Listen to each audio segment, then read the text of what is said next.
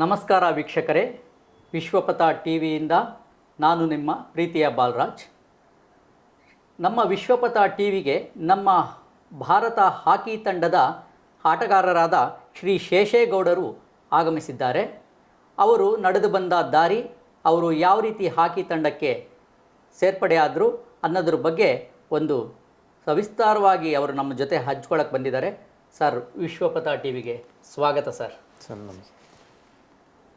Sir, ನಿಮ್ಮ ಹಾಕಿ ತಂಡದ ಒಂದು ಜರ್ನಿ ಯಾವ ಥರ ಸ್ಟಾರ್ಟ್ ಆಯ್ತು ಸರ್? ಸರ್, ಹೇಳಬೇಕು ಅಂದ್ರೆ ನನ್ನ ಹಾಕಿ ಜರ್ನಿ ಸ್ಟಾರ್ಟ್ ಆಗಿದ್ದು 2003ಇಂದ.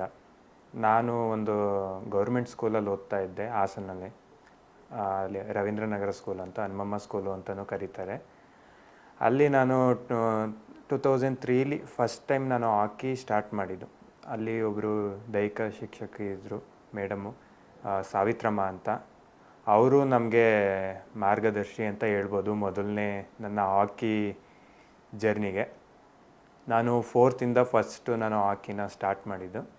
ಅಲ್ಲಿಂದ ನನ್ನ ಹಾಕಿ ಜರ್ನಿ ಇಲ್ಲಿವರೆಗೂ ನಡೀತಾ ಬರ್ತಾಯಿದೆ ಸರ್. ಸರ್, ನೀವು ಯಾವ ಇಸ್ವಿನಲ್ಲಿ ಹುಟ್ಟಿದ್ದು ಸರ್? ಸರ್, ನಾನು 1994ರಲ್ಲಿ ಹುಟ್ಟಿದ್ದು.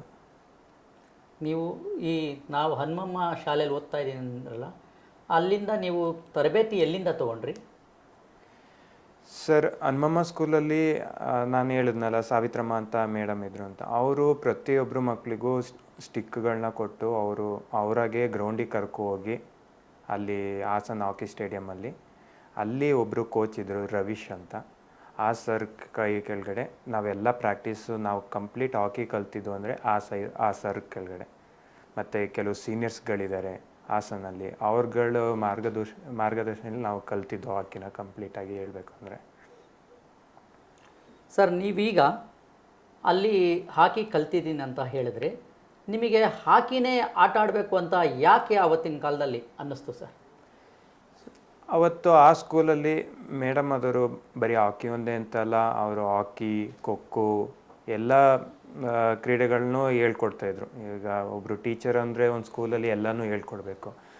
ಬಟ್ ಅತಿ ಹೆಚ್ಚಾಗಿ ಅವರಿಗೂ ಕೂಡ ಹಾಕಿಲಿ ತುಂಬ ಪ್ರೀತಿನೇ ಇತ್ತು. ಹಾಗಾಗಿ ಮತ್ತು ಹಾಕಿ ಸ್ಟಿಕ್ನ ಕೊಟ್ಟು ನಾವು ಹೋಗಿ ಅಲ್ಲಿ ಆಡೋದ್ರಿಂದ ನಮಗೂ ಏನೋ ಒಂಥರ ಉತ್ಸಾಹ. ಹಾಗಾಗಿ ನಾವು ಅದನ್ನು ಜಾಸ್ತಿ ತಲೆಗೆ ಹಾಕ್ಕೊಂಡು ಅದನ್ನೇ ಆಡಬೇಕು ಅಂತ ಕಂಟಿನ್ಯೂ ಮಾಡಿ, ನಾನು ಹಾಕಿ ಆಡೋದನ್ನ ನೋಡಿ ಅಲ್ಲಿದ್ದ ಕೋಚಿಗೂ ತುಂಬ ಖುಷಿಯಾಗಿ, ಇಲ್ಲ ಇವನು ಇನ್ನೂ ಮುಂದಕ್ಕೇನೋ ಹೋಗ್ತಾನೆ, ಇವನಿಗೆ ಇನ್ನೂ ಮಾಡಬೇಕು ಅಂತ ಇನ್ನೂ ಪ್ರಾಕ್ಟೀಸ್ ಕೊಟ್ಟು ನನ್ನ ಮೊದಲನೇ ಹೆಜ್ಜೆ ಫಸ್ಟು ನನಗೆ ಸ್ಪೋರ್ಟ್ಸ್ ಹಾಸ್ಟೆಲ್ಗೆ ಸೇರಿಸ್ತಾರೆ. 8ನೇ ಕ್ಲಾಸಿಗೆ ಸ್ಪೋರ್ಟ್ಸ್ ಸ್ಕೂಲ್ ಕೂಡಿಗೆಯಲ್ಲಿ ಕೊಡಗಲ್ಲಿ ನಾನು ಜಾಯ್ನ್ ಆಗ್ತೀನಿ ಫಸ್ಟ್ ಟೈಮ್. ನೀವು ಸೇರಿದಾಗ ನಿಮ್ಮ ಸಹಪಾಠಿಗಳು ಹಾಕಿ ಆಡ್ತಾ ಇದ್ರಲ್ಲ, ಅವರಿಂದ ನಿಮಗೆ ಸಹಕಾರ ಸಿಗ್ತಾ? ನನ್ನ ಸಹಪಾಠಿಗಳು ನಾನು ಆ ಸ್ಕೂಲಲ್ಲಿ ಓದಬೇಕಾದ್ರೆ ನನ್ನ ಜೊತೆನೂ ತುಂಬ ಜನ ಹಾಕಿ ಆಡಿದ್ದಾರೆ. ಅದರಲ್ಲಿ ಒಂದು ಟೀಮ್, ನಾವೇ ನಮ್ಮ ಸ್ಕೂಲ್ದೇ ಒಂದು ಟೀಮ್ ಕೂಡ ಮಾಡಿದ್ವು. ಅವ್ರುಗಳು ಈಗಲೂ ಪರಿಚಯ ಇದ್ದಾರೆ. ಅದರಲ್ಲೊಬ್ಬ ಸುರೇಶ್ ಅಂತ ಹೇಳ್ಬೋದು, ಅವನು ಕೂಡ ರಾಷ್ಟ್ರೀಯ ಮಟ್ಟದಲ್ಲಿ ಆಡಿದ್ದಾನೆ. ಅವನು ಆರ್ಮಿಲಿ ಈಗ ವರ್ಕ್ ಮಾಡ್ತಾಯಿದ್ದಾನೆ. ಖುಷಿ ಆಗುತ್ತೆ, ಆ ಗೌರ್ಮೆಂಟ್ ಸ್ಕೂಲಿಂದ, ಒಂದು ಚಿಕ್ಕ ಸ್ಕೂಲಿಂದ ನಾವು ಈ ಮಟ್ಟಕ್ಕೆ ಬೆಳೆದಿದ್ದೀವಿ ಅಂದರೆ ತುಂಬ ಖುಷಿ ಆಗುತ್ತೆ. ಮತ್ತು ಅದೇ, ಈಗ ಸರ್ಕಾರಿ ಶಾಲೆಗಳಲ್ಲಿ ಈ ಮಟ್ಟದ ಒಂದು ಆಟಗಾರರು ಮೇಲೆ ಬರ್ತಾರೆ ಅಂತ ನೀವು ಕನ್ಸ್ಕೊಂಡಿದ್ರಾ? ನಿಮ್ಮ ಅಕ್ಕಪಕ್ಕ ಶಾಲೆ ಆಗಲಿ, ಖಾಸಗಿ ಶಾಲೆಗಳ ಪೈಪೋಟಿ ಜಾಸ್ತಿ ಇತ್ತು, ಸರ್ಕಾರಿ ಶಾಲೆಯಲ್ಲಿ ಈ ಮಟ್ಟದ ಒಂದು ಕೋಚ್ ಸಿಕ್ಕಿ ನೀವು ರಾಷ್ಟ್ರೀಯ ಆಗ್ತೀನಿ ಅಂತ ನೀವು ಏನಾದ್ರು ಕನ್ಸ್ಕೊಂಡಿದ್ರಾ? ಖಂಡಿತ ಇಲ್ಲ ಸರ್. ಯಾಕಂದರೆ ಆ ಸ್ಕೂಲಿಂದ ಈ ಮಟ್ಟಿಗೆ ಅಂತಾರಾಷ್ಟ್ರೀಯ ಮಟ್ಟಕ್ಕೆ ಹೋಗಿ ನಾನು ಪ್ರತಿನಿಧಿಸ್ತೀನಿ ಅಂತ ನಾನು ಅಂದ್ಕೊಂಡಿದ್ದಿಲ್ಲ. ಬಟ್ ಅವತ್ತಿನ ದಿನಕ್ಕೆ ನನಗೆ ಯಾರು ನನಗೆ ಒಳ್ಳೆಯ ಉತ್ತಮ ಶಿಕ್ಷಣ ಕೊಡ್ತಾಯಿದ್ರು, ಮಿಸ್ಗಳು, ಅಲ್ಲಿದ್ದು ಶಿಕ್ಷಕರಾಗಿರ್ಬೋದು, ಇನ್ನು ಗ್ರೌಂಡಿಗೆ ಬಂದರೆ ಹಾಕಿ ತರಬೇತುದಾರರಾಗಿರ್ಬೋದು, ಅವ್ರುಗಳ ಪ್ರೋತ್ಸಾಹದಿಂದ ನಾನು ಇಲ್ಲಿ ಮಟ್ಟಕ್ಕೆ ಬಂದಿದ್ದೀನಿ ಅಂತ ನಾನು ಹೇಳೋಕ್ಕೆ ಇಷ್ಟಪಡ್ತೀನಿ. ಮೊದಲಿಗೆ ನೀವು ಈ ಹಾಸನದಿಂದ ಆಯ್ಕೆಯಾದಾಗ ಯಾವ ಹಂತದಲ್ಲಿ ನೀವು ಆಯ್ಕೆ ಮಂಡಳಿಗೆ ಆಯ್ಕೆ ಆದ್ರಿ? ನಾನು ಮೊದಲನೇ ಸತಿ ನಾನು ಹಾಸನಲ್ಲಿ ಆಡ್ಬೇಕಾದ್ರೆ ಇಲ್ಲಿ ಡಿಸ್ಟಿಕ್ ಟೂರ್ನಮೆಂಟ್ ಒಂದಿತ್ತು. ಆ ಟೂರ್ನಮೆಂಟು ಇಲ್ಲೇ ಹಾಸನಲ್ಲೇ ನಡೆಸ್ತಾಯಿದ್ರು. ಆ ಟೂರ್ನಮೆಂಟಲ್ಲಿ ನಾವು ನಮ್ಮ ರವೀಂದ್ರನಗರ ಸ್ಕೂಲು ಪ್ರತಿನಿಧಿಸ್ತು. ಆವಾಗ ನಾವು ಗೆದ್ದಿದ್ದು. ಆವಾಗ ಮೊದಲನೇ ಬಾರಿ, ನಾನು ಅವಾಗ 6ನೇ ಕ್ಲಾಸ್ ಅನ್ಕೋತೀನಿ, ಮೊದಲನೇ ಬಾರಿ ಡಿಸ್ಟಿಕ್ಕಿಂದ ನಾವು ಇನ್ನೂ ಮೇಲೆ ಸ್ಟೇಟ್ ಲೆವೆಲಿಗೆ ನಾವು ಕೊಡಗಿಗೆ ಹೋಗಿದ್ದು. ಮೊದಲನೇ ಬಾರಿ ನಾನು ಹಾಸನ ಬಿಟ್ಟು ಹೊರಗಡೆ ಹೋಗಿದ್ದು ಅಂದರೆ ಅದೇ ಮೊದಲನೇ ಬಾರಿ. ಆವಾಗ ನಿಮಗೆ ಈ ಹಾಕಿನಲ್ಲಿ ನಾನು ಇಷ್ಟೊಂದು ಮುಂದುವರಿಬಹುದು ಅಂತ ನಿಮಗೆ ಕನಸಿತ್ತಾ? ಮುಂದುವರಿಬೋದು ಅಂತ ಗೊತ್ತಿಲ್ಲ ಸರ್. ಆ ವಯಸ್ಸಲ್ಲಿ ನನಗೆ ಹಾಕಿ ಆಡ್ತಿದ್ದಾರೆ, ನಾನು ಆಡಬೇಕು, ಚೆನ್ನಾಗಿ ಆಡಬೇಕು ಅಷ್ಟೇ ನನ್ನ ತಲೆಯಲ್ಲಿ ಇದ್ದಿದ್ದು. ಮತ್ತು ಗೆಲ್ಲಬೇಕು, ಯಾವುದೇ ಒಂದು ಮ್ಯಾಚ್ ಬಂತು ಅಂದರೆ ಗೆಲ್ಲಬೇಕು, ಗೆಲುವು ಅನ್ನೋದು ಮುಖ್ಯ ಆಗಿರುತ್ತೆ. ಮತ್ತು ಅದೇ ಆವತ್ತಿನ ನನ್ನ ಎಂಕರೇಜಿಗೆ ಹಾಕಿ ಒಂದು ನನ್ನ ಮೈಂಡ್ ಅಂತ ಹೇಳ್ಬೋದು. ಯಾವ ಕ್ಲಬ್ಬಲ್ಲಿ ಏನಾದ್ರು ಸೇರ್ಕೊಂಡು ಆಟ ಆಡಿದರೆ ನೆಕ್ಸ್ಟು ಒಂದು ಹಂತ ಇರುತ್ತೆ. ಇವಾಗ ಫುಟ್ಬಾಲ್ ಅಂದರೆ ಮೋಹನ್ ಬಗಾನ್ ಟೀಮ್ಗಳು ಈ ಥರ ಎಲ್ಲ ಕಲ್ಕತ್ತಾದಲ್ಲಿ ಆಡ್ತಾ ಇರ್ತಾರಲ್ಲ, ಆ ಥರ ಹಾಕಿಲೂ ಈ ಥರ ಏನಾದ್ರು ಒಂದು ಸಪ್ರೇಟ್ ಕ್ಲಬ್ಗಳಿಂದ ಆಯ್ಕೆಯಾಗಿ ಅಲ್ಲಿಂದ ಏನಾದ್ರು ನ್ಯಾಷನಲ್ಗೆ ಇಲ್ಲಾಂದರೆ ನಮ್ಮ ಕರ್ನಾಟಕ ತಂಡಕ್ಕೆ ಆಯ್ಕೆ ಸಮಿತಿ ಯಾವ ರೀತಿ ಪರಿಗಣಿಸ್ತು ನಿಮಗೆ?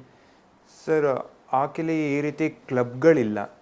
ನೀವು ಹೇಳಿದ್ರಿ ಮೋಹನ್ ಬಗಾನ್ ಅಂತ, ನನಗೆ ಈಗ ನೆನಪಾಯಿತು. ನಾನು ಲಾಸ್ಟ್ ಇಯರು ಮೋಹನ್ ಬಗಾನ್ ಟೀಮಿಗೆ ಕಲ್ಕತ್ತಾದೊಂದು ಲೀಗ್ ಇತ್ತು, ನಾನೇ ಹೋಗಿ ಆಡಿ ಬಂದಿದ್ದೆ. ಹೊಸದಾಗಿ ಮೋಹನ್ ಬಗಾನಿಂದ ಹಾಕಿ ಟೀಮು ಸ್ಟಾರ್ಟ್ ಮಾಡಿದ್ದಾರೆ. ಹಾಕಿಲಿ ಈ ರೀತಿ ಕ್ಲಬ್ಗಳು ಯಾವುದೂ ಇಲ್ಲ. ಸ್ಕೂಲಿಂದ ಹೋಗಿ ಪಾರ್ಟಿಸಿಪೇಷನ್ ಮಾಡಬೇಕು, ಅಲ್ಲಿಂದ ಡಿಸ್ಟಿಕ್ಕು ಸ್ಟೇಟು ಅಂತ ಸೆಲೆಕ್ಷನ್ ಆಗಬೇಕು, ಅಲ್ಲಿಂದ ನೀವು ನ್ಯಾಷನಲ್ಸ್ ಅಂತ ಹೋಗ್ತೀರಾ. ಅದಾದಮೇಲೆ ಅಲ್ಲಿ ಮೆಡಲ್ಲು ಮತ್ತು ಅಲ್ಲಿದ್ದು ನಿಮ್ಮದು ಪರ್ಫಾಮೆನ್ಸ್ ನೋಡಿಬಿಟ್ಟು ನಿಮಗೆ 8ನೇ ಕ್ಲಾಸಿಗೆ ಇಲ್ಲ ನೀವು ಚೆನ್ನಾಗಿದ್ರೆ ಹಾಸ್ಟೆಲ್ ಸೆಲೆಕ್ಷನ್ ಮಾಡ್ಕೋತಾರೆ. ಆ ಹಾಸ್ಟೆಲಲ್ಲಿ ನಾನು DYSS ಹಾಸ್ಟೆಲ್ಲು, ಕರ್ನಾಟಕದ ಸ್ಪೋರ್ಟ್ಸ್ ಹಾಸ್ಟೆಲ್ಲು, ಅಲ್ಲಿ ನಾನು ಕೂಡ್ಗೆಲ್ಲಿ ಹೋಗಿ ಜಾಯ್ನ್ ಆಗ್ತೀನಿ. ಅಲ್ಲಿ 3 ವರ್ಷ ಓದಿ ಆಮೇಲೆ ಅಲ್ಲಿಂದ ಅದೇ ಹಾಸ್ಟೆಲ್ಲು ಬೆಂಗಳೂರಲ್ಲಿ ಕಾಲೇಜ್ ಶಿಫ್ಟ್ ಆಗುತ್ತೆ. ಕಾಲೇಜಿಗೆ ನಾನು ಅಲ್ಲಿಂದ 6 ವರ್ಷ ಅಲ್ಲಿ ಇರ್ತೀನಿ. ಸಂಪೂರ್ಣ ಸಹಕಾರ ಸಿಗ್ತಾ ಸರ್ ನಿಮ್ಮ ಆಟಕ್ಕೆ ಇಲ್ಲಿನ ಒಂದು ವಾತಾವರಣದಲ್ಲಿ? ಸರ್, ಸಂಪೂರ್ಣ ಸಹಕಾರ ಹಾಸನಿಂದ ನನಗೆ ಸಿಕ್ಕಿದೆ. ನನಗೆ ಎಷ್ಟು ಸಿಗಬೇಕು ನನಗೆ ಸಂಪೂರ್ಣ ಸಿಕ್ಕಿದೆ ಅಂತ ನಾನು ಹೇಳ್ತೀನಿ. ಅಂದರೆ ಯಾವುದೋ ಒಂದು ಏರಿಯಾದಲ್ಲಿ ಬೀರ್ನಳ್ಳಿ ಕೆರೆ ಅನ್ನೋ ಒಂದು ಚಿಕ್ಕ ಜಾಗದಲ್ಲಿ ನಿಮ್ಮ ಪಾಯಿಂಟಿಗೆ ಬರ್ತೀವಿ. ನಿಮ್ಮ ತಂದೆ ತಾಯಿ ತುಂಬ ಕಷ್ಟ ಬಿದ್ದು ಓದಿಸಿದ್ದಾರೆ ಅಂತ ಒಂದು ನಮಗೆ ಮಾಹಿತಿ ಇದೆ. ನಿಮ್ಮ ತಂದೆ ತಾಯಿದು ಒಂದು ಚೂರು ಯಾವ ಥರ ನಿಮ್ಮ ತಂದೆ ತಾಯಿ ಕಷ್ಟ ಬಿದ್ದರು ಅನ್ನೋದು? ಹೌದು ಸರ್, ನಮ್ಮ ತಂದೆ ಹೆಸರು ಮಹೇಶ್ ಅಂತ, ತಾಯಿ ಹೆಸರು ಕಮಲ ಅಂತ, ಇನ್ನು ನನ್ನ ತಂಗಿ ಹೆಸರು ಕೋಮಲ ಅಂತ. ನಮ್ಮ ತಂದೆ ಬಂದು ಗಾರೆ ಕೆಲಸ ಮಾಡ್ತಾಯಿದ್ರು, ಈಗಲೂ ಮಾಡ್ತಾಯಿದ್ದಾರೆ.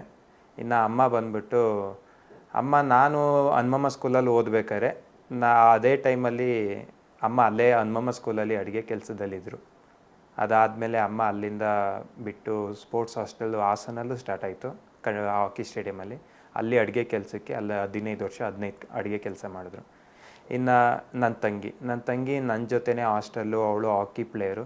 ಅವಳು ನನ್ನ ಜೊತೆನೇ ಬಂದಳು, ಅವಳು ನ್ಯಾಷನಲ್ಸ್ ಆಡಲು. ಈಗ ಅವಳು ಕೋಚ್ ಆಗಿಬಿಟ್ಟು ಮಡಿಕೇರಿ ಸಾಯಿಲಿ ಅವಳು ಕೋಚಿಂಗ್ ಮಾಡ್ತಾಯಿದ್ದಾರೆ ಅಲ್ಲಿದು ಮಕ್ಕಳಿಗೆ, ಸಾಯಿ ಇದಕ್ಕೆ. ಇದು ಒಂಥರ ಹೆಮ್ಮೆ ಅನಿಸುತ್ತೆ, ತಂದೆ ಗಾರೆ ಕೆಲಸ ಮಾಡಿಕೊಂಡು ತಾಯಿ ಮನೆ ಕೆಲಸ ಮಾಡಿಕೊಂಡು ಈ ಥರ ಎಲ್ಲ ಒಂದು ಮಗುಗೆ ಏನು ಶ್ರಮ ಹಾಕಿ ಇಷ್ಟೊಂದು ರಾಷ್ಟ್ರೀಯ ಮಟ್ಟದ ಒಂದು ಪ್ಲೇಯರ್ ಆಗಿ ಮಾಡೋದಂದರೆ ಹುಡುಗಾಟ ಅಲ್ಲ. ಅದು ನೀವು ತುಂಬ ಕಷ್ಟ ಬಿದ್ದು ಆಗಿದ್ದೀರಾ, ತುಂಬ ಸಂತೋಷ. ನಮ್ಮ ಹಾಸನಕ್ಕೆ ಒಂದು ಹೆಮ್ಮೆ ಅನಿಸುತ್ತೆ ಸರ್. ಆದರೆ ಮೊನ್ನೆ ನಾವು ನಿಮ್ಮ ಸ್ಕೂಲ್ಗೆ ಹೋಗಿ ಒಂದು ವಿಶ್ವಪಥದಿಂದ ಒಂದು ಅಭಿಯಾನ ಶುರು ಮಾಡಿದ್ವಿ, ಸರ್ಕಾರಿ ಶಾಲೆ ಉಳಿಸಿ ಅನ್ನೋ ಒಂದು ಅಭಿಯಾನ ಸ್ಟಾರ್ಟ್ ಮಾಡಿದ್ದೀವಿ. ಅಲ್ಲಿಗೆ ಹೋಗಿ ನಾವು ಒಂದು ಚಿತ್ರೀಕರಣ ಮಾಡ್ಕೊಂಡು ಬಂದ್ವಿ. ಆ ಸ್ಕೂಲಲ್ಲಿ ಕೆಲವು ಈ ಬಿಲ್ಡಿಂಗು ಅವು ಎಲ್ಲ ಸ್ವಲ್ಪ ಶಿಥಿಲಗೊಂಡಿದೆ. ಇದೆಲ್ಲ ನೋಡಿದಾಗ ಆ ಶಾಲೆಯಲ್ಲಿ ಇಂಥ ಒಂದು ಪ್ರತಿಭೆ ನಮ್ಮ ರಾಷ್ಟ್ರೀಯ ಮಟ್ಟದಲ್ಲಿ ಹಾಕಿ ಆಟ ಆಡೋ ಒಂದು ಆಟಗಾರ ಇದ್ದಾರೆ ಅಂದರೆ, ಇಂಥ ಒಂದು ಶಾಲೆಯಲ್ಲಿ ಓದಿ ರಾಷ್ಟ್ರೀಯ ಆಟಗಾರರು ಒಂದು ತುಂಬ ಹೆಮ್ಮೆ ಅನಿಸುತ್ತೆ. ಅಂಥ ಶಾಲೆಯಲ್ಲೂ ಒಂದು ಪ್ರತಿಭೆ ಅರಳಿದೆಯಲ್ಲ ಅಂತ. ಇವತ್ತಿನ ಕಾಲದಲ್ಲಿ ಎಲ್ಲ ಖಾಸಗಿ ಶಾಲೆಗಳು ಅವರು ಪೈಪೋಟಿ ನೀಡಿ ಮಾಡ್ತಾ ಇದ್ದಾರೆ. ಅಲ್ಲಿ ಆಟದ ಮೈದಾನವೂ ಜಾಸ್ತಿ ಇರಲಿಲ್ಲ ಆ್ಯಕ್ಚುಲಿ ನಾನು ನೋಡಿದಾಗ ಮೊನ್ನೆ. ನಿಮಗೇನು ಅನ್ಸುತ್ತೆ ಸರ್, ಇನ್ನೂ ನಿಮಗೆ ಬೇರೆ ರೀತಿ ನೀವು ಆಟಗಾರರನ್ನು ಈ ಥರ ಖಾಸಗಿ ಆಗಲಿ ಮತ್ತು ನಮ್ಮ ಸರ್ಕಾರಿ ಶಾಲೆಗಳಲ್ಲಾಗಲಿ ಈ ಥರ ಆಟಗಾರರನ್ನ ನೀವು ಒಂದು ಹುಟ್ಟಾಕಬೇಕು ಅಂತ ಏನಾದ್ರು ಕನಸು ಕಂಡಿದ್ದೀರಾ? ಖಂಡಿತ ಸರ್. ಅದಕ್ಕಿಂತ ಮುಂಚೆ ಹೇಳಬೇಕಂದ್ರೆ ನಾನು ಕೆಲಸ ಮಾಡ್ತಾ ಇರೋದು ಹೈದ್ರಾಬಾದಲ್ಲಿ. ನಾನು ಈಗ ತಾನೇ ಹಾಸನಿಗೆ ಬಂದಿದ್ದೆ ಊರಿಗೆ ರಜಕ್ಕೆ. ಆಗ ರೀಸೆಂಟಾಗಿ ನೋಡಿದೆ ವಿಶ್ವಪಥ ಅನ್ನೋ ಚಾನಲಲ್ಲಿ ನಮ್ಮ ಸ್ಕೂಲಿನ ಬಗ್ಗೆ ನೋಡಿದೆ. ಆಗ ತುಂಬ ಖುಷಿಯಾಯಿತು, ನಮ್ಮ ಸ್ಕೂಲ್ ಬರ್ತದೆ, ಈ ಒಂದು ತುಂಬ ಒಳ್ಳೆ ವಿಡಿಯೋ ಮಾಡಿದರು ವಿಶ್ವಪಥ ಟೀಮ್ ಅವರು. ಬಟ್ ಆ ಒಳ್ಳೆ ವಿಡಿಯೋ ಚೆನ್ನಾಗಿತ್ತು, ಬಟ್ ಅಲ್ಲಿದು ಆ ಸ್ಕೂಲಿಂದು ಪರಿಸ್ಥಿತಿ ನನಗೆ ತುಂಬ ಬೇಸರ ಆಯಿತು. ಅದಕ್ಕೋಸ್ಕರ ಈಗ ಹಳೆಯ ವಿದ್ಯಾರ್ಥಿಗಳ ಸಂಘ ಅಂತ ಒಂದು ಸ್ಟಾರ್ಟ್ ಮಾಡಿದ್ದೀವಿ. ಅದರಿಂದ ಹಳೆಯ ವಿದ್ಯಾರ್ಥಿಗಳು ಎಷ್ಟು ಆಗುತ್ತೆ ಅಷ್ಟು ಸಹಾಯ ಮಾಡಬೇಕು ಅಂತಲೂ ಅಂದ್ಕೊಂಡಿದ್ದೀವಿ.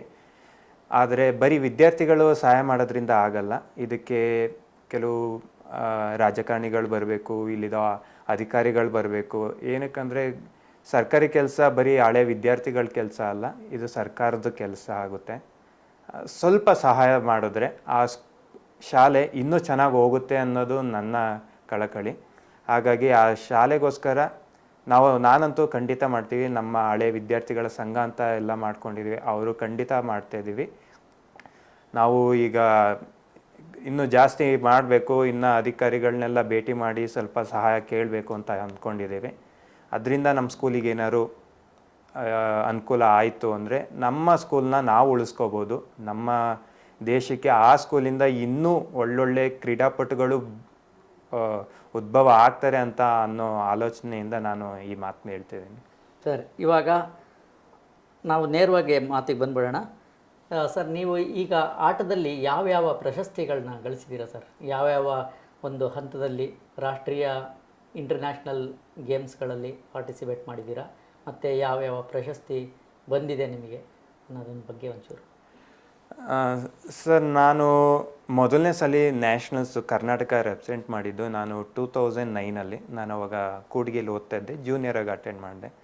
ಅಲ್ಲಿಂದ ಇದುವರೆಗೂ ಕರ್ನಾಟಕ ಸ್ಟೇಟಿಗೆ ಕಂಟಿನ್ಯೂ ಆಗಿ ರೆಪ್ರೆಸೆಂಟ್ ಮಾಡ್ಕೊಂಡೇ ಬರ್ತಾ ಇದ್ದೀನಿ. 2022ರಲ್ಲಿ ನಾನು ಅಂತಾರಾಷ್ಟ್ರೀಯ ಮಟ್ಟಕ್ಕೆ ಇಂಟರ್ನ್ಯಾಷನಲ್ ಹಾಕಿ ಪ್ಲೇಯರ್ ಆಗಿ ಮೊದಲನೇ ಸರ್ತಿ ಏಷ್ಯಾ ಕಪ್ನ ಇಂಡೋನೇಷ್ಯಾ ಜಕಾರ್ತದಲ್ಲಿ ನಡೀತು. ಅಲ್ಲಿ ನಾನು ಭಾರತದ ಪರವಾಗಿ ನಾನು ಪ್ರತಿನಿಧಿಸಿದೆ. ಅದು ನನಗೆ ತುಂಬ ಹೆಮ್ಮೆ ವಿಷಯ. ಏನಕ್ಕಂದರೆ ಯಾವುದೋ ಒಂದು ಚಿಕ್ಕ ಊರಲ್ಲಿ, ಚಿಕ್ಕ ಸ್ಕೂಲಲ್ಲಿ, ಚಿಕ್ಕ ಜಾಗದಲ್ಲಿ ಇದ್ದಂಥ ಹುಡುಗ ನಾನು ಅಂತಾರಾಷ್ಟ್ರೀಯ ಮಟ್ಟದಲ್ಲಿ ಹೋಗಿ ಪ್ರತಿನಿಧಿಸ್ತೀನಿ ಅನ್ನೋ ಕನಸಂತೂ ನಾನು ಕಂಡಿದ್ದಿಲ್ಲ, ಆಸೆ ಅಂತೂ ಪಟ್ಟಿದ್ದೆ. ಆದರೆ ಅದು ನನಗೆ ಸಿಕ್ತು. ಅದರಲ್ಲೂ ಇನ್ನೂ ಹೇಳ್ಬೇಕಂದ್ರೆ ಮೊದಲನೇ ಮ್ಯಾಚು ಪಾಕಿಸ್ತಾನ ಜೊತೆ, ಅದಂತೂ ಎಷ್ಟು ಹೇಳೋದು, ಕೆಲವರಿಗೆ ಇರುತ್ತೆ ಪಾಕಿಸ್ತಾನ ಜೊತೆ ಆಡಬೇಕು, ಅವ್ರ ಜೊತೆ ಗೆಲ್ಲಬೇಕು ಅನ್ನೋದು.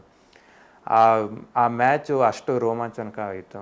ಮತ್ತು ಮ್ಯಾಚ್ ಸ್ಟಾರ್ಟ್ ಆಗೋಕ್ಕಿಂತ ಮುಂಚೆ ನಮ್ಮದು ನ್ಯಾಷನಲ್ ಅಂತಮ್ ಹೇಳಿಸ್ತಾರೆ. ಆ ನ್ಯಾಷನಲ್ ಅಂತಮ್ ಹೇಳ್ಬೇಕಾದ್ರೆ ಆ ಹುಮ್ಮಸ್ಸೇ ಬೇರೆ ಇತ್ತು. ಅದೊಂಥರ ಹೆಮ್ಮೆ ಅನಿಸುತ್ತೆ ನನಗೆ ಆಡ್ಬೇಕಾದ್ರೆ. ಮತ್ತು ಭಾರತದ ಒಂದು ಆಟದಲ್ಲಿ ನೀವು ಹಾಕಿ ಪ್ಲೇಯರ್ ಆಗಿ ನಮ್ಮ ಜಿಲ್ಲಾವಾರು ಕೇಂದ್ರಗಳಲ್ಲಿ ಹೊಸ ಪ್ರತಿಭೆಗಳನ್ನ ಹುಟ್ಟಾಕೋಕ್ಕೆ ನೀವೇನಾದರೂ ಒಂದು ಸ್ಪೋರ್ಟ್ಸ್ ಕ್ಲಬ್ ಥರ ಮಾಡಿಕೊಂಡು ಹೊಸ ಪ್ರತಿಭೆಗಳನ್ನ ಒಂದು ಮುಂಚೂಣಿಗೆ ತರೋಕ್ಕೆ ಏನಾದ್ರು ಪ್ರಯತ್ನ ಪಡ್ತೀರಾ? ಸರ್, ಖಂಡಿತ.